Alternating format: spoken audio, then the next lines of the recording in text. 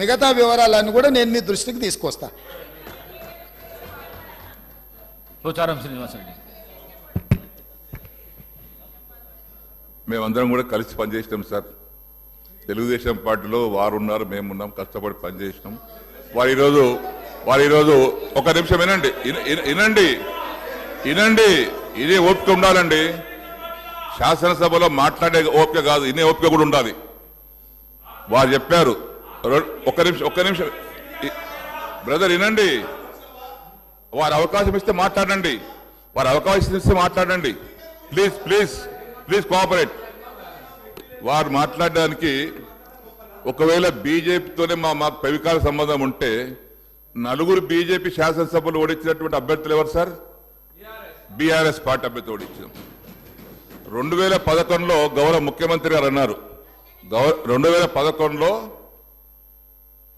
ఆ రోజు శాసన మండలికి ఎన్నిక జరిగితే ముగ్గురు టిఆర్ఎస్ శాసనసభ్యులు కాంగ్రెస్ ఓటేసినటువంటి మాట వాస్తవం. సస్పెండ్ చేసిండ్రు. కిరణ్ కుమార్ రెడ్డి కాదు, ఎమ్మెల్సీగా కాంగ్రెస్ పార్టీ రంగారెడ్డి పోటీ చేసిండు. టిఆర్ఎస్ తరఫున మహమూద్ అలీ గారు పోటీ చేసిండ్రు. నేను అప్పుడే మన ఇద్దరం తెలుగుదేశం పార్టీలో ఉన్నాం. దాని తర్వాత నేను బీఆర్ఎస్ పార్టీకి వచ్చిన. టీఆర్ఎస్ పార్టీకి వచ్చిన తర్వాత నాకు కూడా బలవంతం చేసిండ్రు, మీరు కూడా రంగారెడ్డి కోటేయమని. నేను బీఆర్ఎస్ పార్టీకి మొన్నే మాట ఇచ్చిన. నేను టీఆర్ఎస్ పార్టీ అభ్యర్థిగా ఓటేసి తప్పితే ఇంకో దానికి వేయనంటే మీరు చెప్పినటువంటి 3 పేర్లు నేను రిపీట్ చేయదలుచుకోలేదు. ఆ 3 పేర్లు లాలూచి పడి బీఆర్ఎస్ పార్టీకి అభ్యర్థికి వ్యతిరేకంగా రంగారెడ్డి కోటేసి రంగారెడ్డి గెలిపించుకున్నారు కాంగ్రెస్ పార్టీ.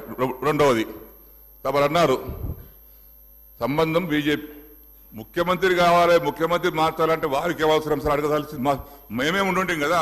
100 మంది అనుకుంటే మేము ముఖ్యమంత్రి ఎవరు చేయాలని చేసుకుంటాం, కానీ ఇంకెవరు అనుమతి మాకు అవసరం లేదు సార్. అది తమరికి రిపోర్ట్ ఎట్టదు, కానీ మీరు అన్నట్టుగా మాకెవరు అనుమతి అక్కర్లేదు సార్. మా శాసనసభ్యులే ఉన్నారు. మా నాయకుని మార్చుకోవాల్సిన అవసరం రాదు కూడా. ఒకవేళ అటువంటి పరిస్థితి మాకు ఎవరిని అడగాల సార్? మేమే 100 మంది ఉన్నాం కదా ఇక్కడ పోయిన ప్రభుత్వంలో. దయచేసి బీజేపీతో